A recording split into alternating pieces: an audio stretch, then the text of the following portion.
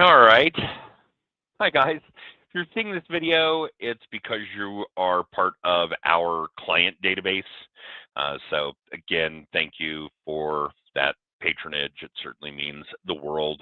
Um, and this video series, these homeowners tips are unique for our clients. The way that we distribute them only goes to our clients, that kind of thing. So thank you for that.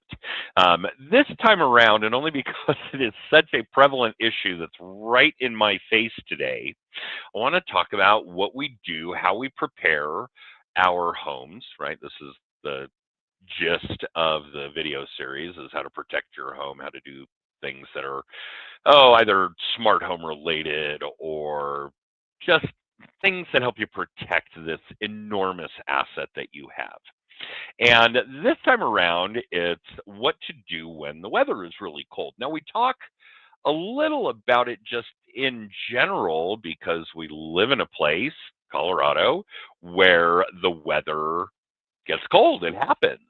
And when it gets really, really cold, how do we address that? We talk about things like making sure your furnace filter is clear, and when it comes to the plumbing, because that's a big one, because you can get so much water damage, or water can create so much damage, that we open up cabinets so that the plumbing has access to the warmer air, that we drip faucets so that they don't freeze up and the water keeps flowing. And for those of you that don't know, I own a house in South Carolina.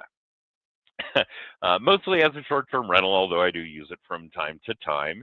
And this past storm front that socked in so much of the country actually resulted in frigid temps and snow.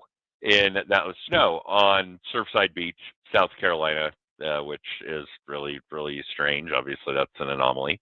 One of the big problems I could foresee with that going on there is that the water heater is actually in the garage. I don't know if they'd even call it a garage, right? The house is stilted. There's a garage of sorts, a storage shed underneath it, and that's where the water heater sits.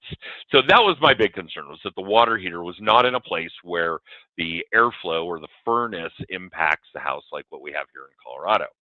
And sure enough, I did have a housekeeper go out and open the cabinets, turn up the thermostat, drip a faucet, and it wasn't enough. There is still a leak caused by the cold, dripping from the bottom of the house into the area where you would park under the house. So water main has to go off, plumber has to go out, these kinds of things. And again, not the end of the world. These things happen. You just want to make sure that you catch it quick enough so that the water doesn't have time to do an incredible amount of damage, because over time, water can. And of course, we still want to keep in our minds that if there are going to be issues where there's frigid cold weather and water lines that could become a victim of that, that we need to take additional precautions. Now, should I have had the housekeeper just turn off the water main, which has ridiculously easy access? Yes. Did I think that much through it? No.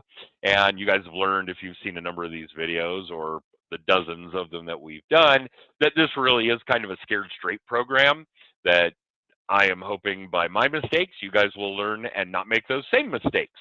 So that's really the gist this time around, is that if we're going to have ridiculously cold temps, and if there are things about your particular home, not likely in Colorado, that would result in potential water damage as a result, to be proactive, to be preemptive, and get those things addressed before it happens. So there's your tip, your homeowner tip this time around. When we know the weather is going to be cold, let's make proper preparations. And I clearly did not. And now you guys are hopefully learning from yet another Adam as a homeowner mistake. So that's it this time around. Thank you again for your patronage. Thank you again for checking out these videos. Hope you guys are well, and we'll see you next time. Bye.